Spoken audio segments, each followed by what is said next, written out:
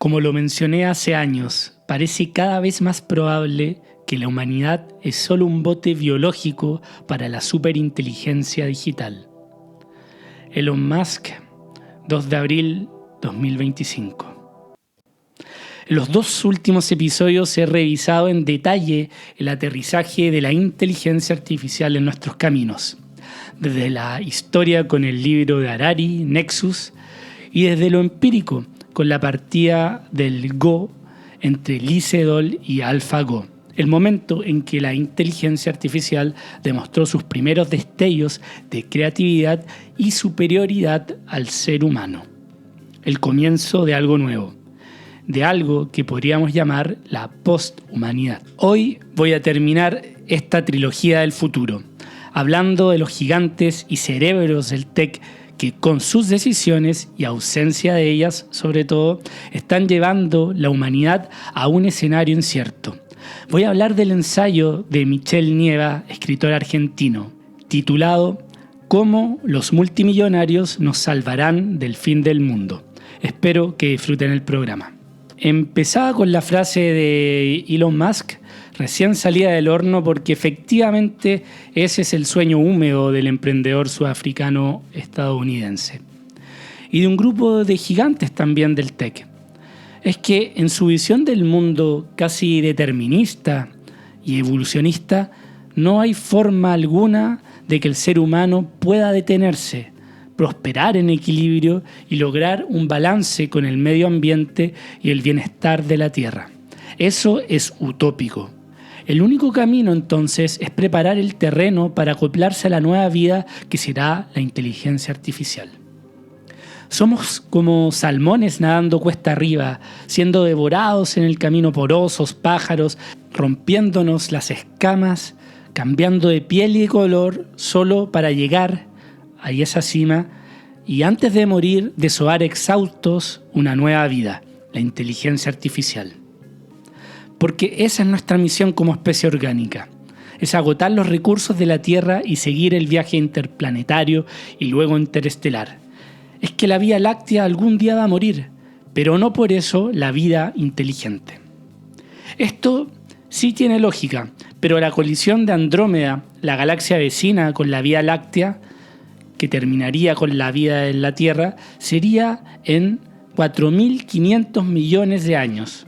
Tenemos tiempo para superar el problema del calentamiento global. El problema de la energía es real. Cada vez que avanzamos tecnológicamente se necesita aún más energía. Es el caso de los modelos de lenguaje que utilizan hasta 30 veces más vatios de energía con respecto a una búsqueda de Google. Irlanda, según un artículo de la revista Nature del 6 de marzo de este año, reportaba que el 20% del consumo energético de este país viene de los centros de datos que almacenan los datos, valga la redundancia, con los que trabaja la inteligencia artificial. Este es un problema real.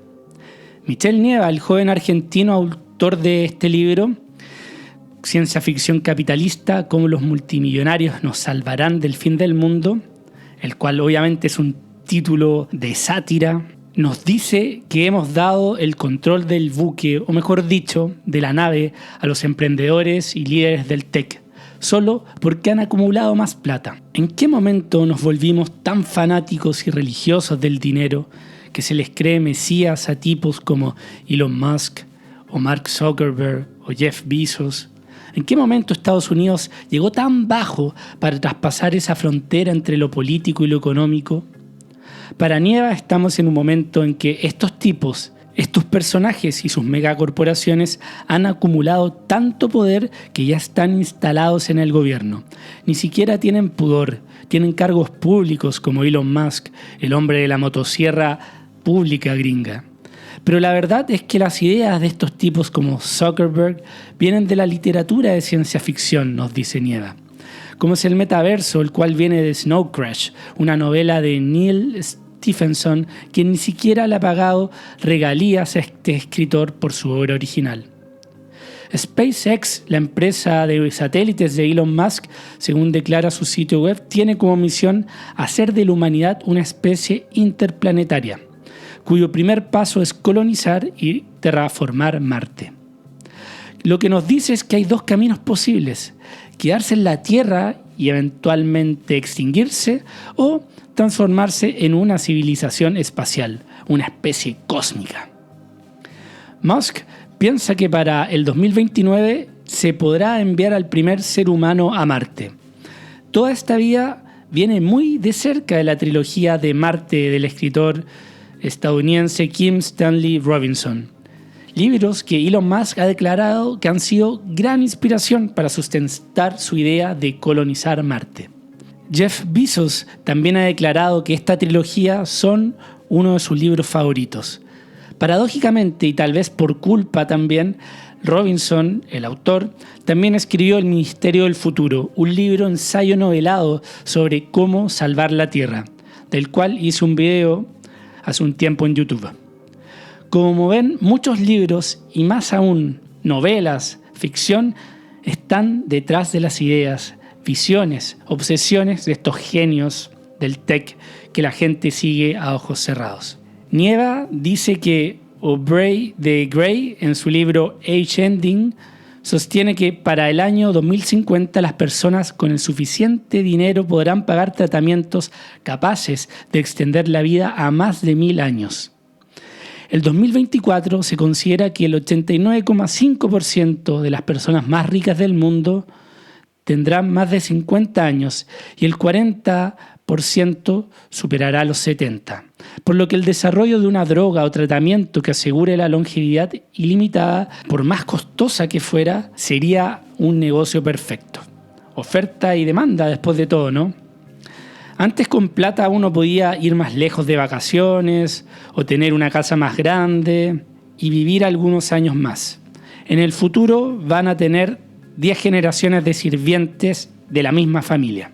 Este libro, Age Ending, fue muy relevante y causó que Google fundara Calico, dirigida por Ray Kurzweil y Bill Maris, quien afirmaron que con los desarrollos de esta empresa ya sería posible vivir 500 años.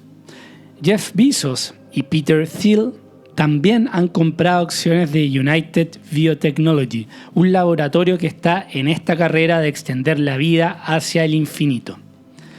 Todos estos ejemplos son parte de la apropiación del capitalismo tecnológico del lenguaje de la ciencia ficción, de autores.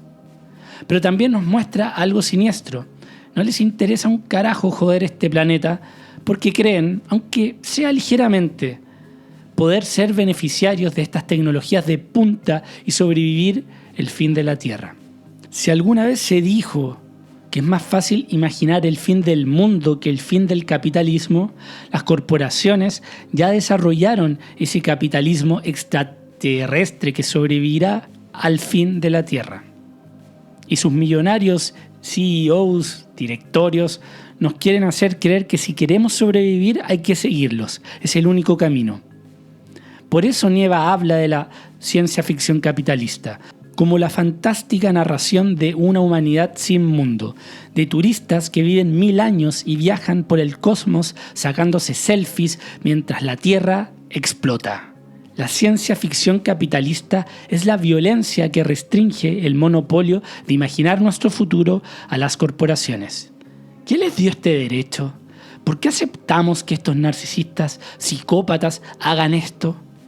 Asistimos a una era en la que el capitalismo enmienda el escepticismo de su catastrófico funcionamiento medioambiental mediante estéticas y utopías hiperfuturistas basados en la ciencia ficción, en la literatura. Hola, soy Nico y si te está gustando este video te invito a que le des un me gusta y o te suscribas, que me ayuda un montón. Sigamos con Michelle Nieva y su ciencia ficción capitalista. Este mundillo nace de la más fuerte comunión ideológica entre hippies y yuppies californianos, del odio rabioso en común contra el Estado y su intervención en las libertades individuales y empresariales. Al final es un matrimonio por conveniencia. Han creado un antihéroe libertario e individualista que lucha por la supervivencia en un mundo opresivo y cruel. Ese es el arquetipo que promueven en Silicon Valley. Hemos visto cómo se ha mutado la identidad del emprendedor del tech, tipo Bill Gates, genios, nerds, a la idea del emprendedor visionario y políticamente incorrecto, el hacker cyberpunk, quien invertirá esa fortuna en aras del bien común, porque él también lucha contra las fuerzas opresivas del Estado. Es una estrella de rock and roll. Es que es un rebelde y sus esfuerzos y tecnologías salvarán al mundo. Es la idea básica de que el capitalismo puede solucionar con más capitalismo las crisis que el propio sistema provocó y puede colonizar otros planetas con las mismas tecnologías que destruyeron este. Julio Verne, el escritor de ciencia ficción francés, declaró que el escritor de ciencia ficción escribe en papel lo que después otros esculpirán en acero. Ese es el origen de la ciencia ficción capitalista.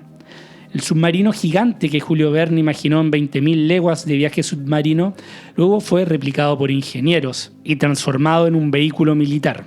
Este género alcanza su apogeo alrededor de la década de los 50 entre los colaboradores de la revista Astounding Science Fiction, con plumas que provenían fundamentalmente del ámbito científico como Isaac Asimov, de formación químico, y Arthur C. Clarke, de formación físico-matemático. Estos forman parte de los autores de la ciencia ficción dura, que a diferencia de otros géneros literarios, su destinatario natural no es la persona de letras, sino quien menos tiempo e interés, en apariencia, tiene para la literatura, el empresario. El autor de ciencia ficción más emblemático de esta colaboración corporativa fue Arthur C. Clarke, quien escribió y colaboró con Kubrick, por ejemplo, para crear Odisea en el espacio, y quien postuló la factibilidad de poner en órbita satélites con fines telecomunicacionales. Clarke enfatiza la idea de que los satélites serían una imitación mecánica de la Luna, sus replicantes robóticos. Tecnología que sería capital para el triunfo de Estados Unidos en su carrera espacial contra la Unión Soviética. Victoria no solo norteamericana, sino del capitalismo, y del capitalismo en alianza con la ciencia ficción dura, como único sistema económico y político que regirá el universo entero. Hay que recordar que el primer satélite y hombre en el espacio fueron rusos. Esta fue una victoria después de ir perdiendo la carrera. Este acontecimiento, tras las ideas de Clarke, puso en práctica una manera eficiente y económica de construir cohetes aeroespaciales y marcó un antes y un después en la confianza del mercado en la privatización del espacio. Narrativa que seguro tomó con mucha atención Elon Musk, ya que copiando las lógicas espartanas de reducción de costos de la aviación comercial, SpaceX se promocionó como una low cost del espacio, y mientras United Launch Alliance les cobraba a la NASA $400 millones por el lanzamiento, SpaceX le ofreció contratos por un cuarto de este precio. Así, SpaceX se hizo un espacio en la concesión de cohetes y con la reducción de costos de los cohetes se inició el servicio de turismo espacial. Esto no tiene nada de malo. Pero cuando se afirma que la ciencia ficción pertenece al ámbito especulativo, es esa capacidad de especulación la que las corporaciones traducen al mundo financiero.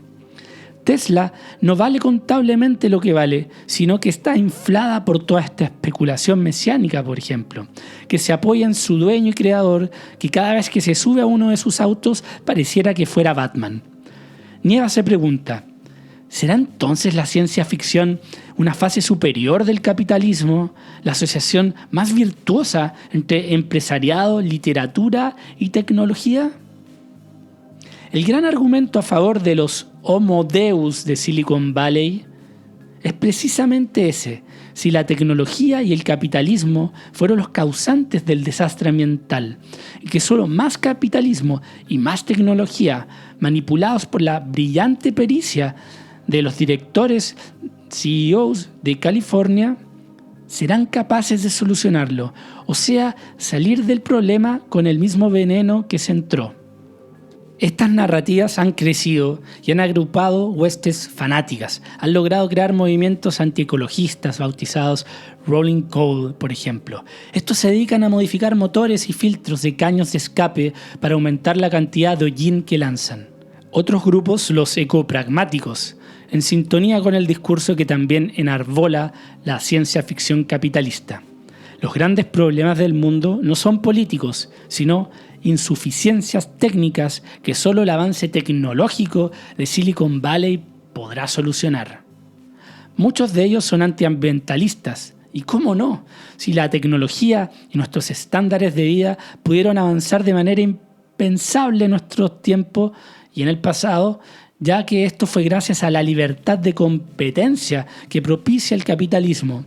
El famoso "viva la libertad, carajo", lo defienden a muerte. Libertad, eso sí, también para destruir la Tierra e ir a Marte a conquistar. ¿Quién les dio tanto poder? Dentro de los métodos de enfriamiento tecnológicos encontramos técnica de geoingeniería, que ya se ha empezado a aplicar en Australia, que consiste en bombardear los cielos oceánicos con toneladas de partículas microscópicas de agua salada que al evaporarse se condensarían en robustas nubes blancas que cubrirían el cielo y enfriarían los océanos. Hacer más blancas las nubes para que reflecten a los rayos solares. Nieva menciona muchas más de estas geoingenierías. Sin embargo, la mayor paradoja que entrañan las técnicas de geoingeniería solar es que no reducen la violencia contra la naturaleza que desencadenó en el cambio climático, sino que redoblan sus esfuerzos bélicos, bombardear, rociar, enviar misiles y así. Cuando las empresas de Silicon Valley producen sus mercancías baratas en el tercer mundo, contaminando territorios y explotando poblaciones en nombre de nuevas tecnologías que conquistarán el espacio, en realidad no forjan un futuro para la humanidad, sino que repiten un pasado de siglos de injusticias. Sino, ¿quién piensa que los ciudadanos de Etiopía llegarán a Marte? Para la mentalidad del capitalismo, al ser la naturaleza una mercancía, resulta factible sustituirla por otra equivalente. Y continuando con aquellos que no se subirán a la nave para ir a Marte. La población indígena del mundo es apenas el 5% de la población global. Y sin embargo, esas comunidades habitan y protegen el 82% de la biodiversidad del mundo. Es que ese es el mayor problema que se avecina. El de la irrelevancia de toda nuestra especie, que primero será palpable para estos grupos indígenas, viviendo vidas arcaicas, que soportarán los embates de sequías, del calentamiento global. Luego serán los países subdesarrollados y así, pero tarde o temprano todos y todas tendremos nuestro momento Licedol, como les hablaba en el episodio anterior, de pérdida de sentido en este nuevo orden con la inteligencia artificial. Es que ella no es una herramienta, es una entidad. Es así como la ciencia ficción adquiere en nuestro tiempo una centralidad inesperada, un género muchas veces despreciado en la literatura por los puristas y académicos, y que ahora es utilizado colaborando y adornando estas narrativas mesiánicas de Silicon Valley. Esa es la ciencia ficción capitalista para Michel Nieva. Y así me voy despidiendo, caminantes del sentido. Les envío un abrazo grande. Díganme si les ha gustado esta serie de inteligencia artificial y el futuro. Y sobre todo si le creen a estos líderes mesiánicos como Elon Musk. Hasta la vuelta. Chao.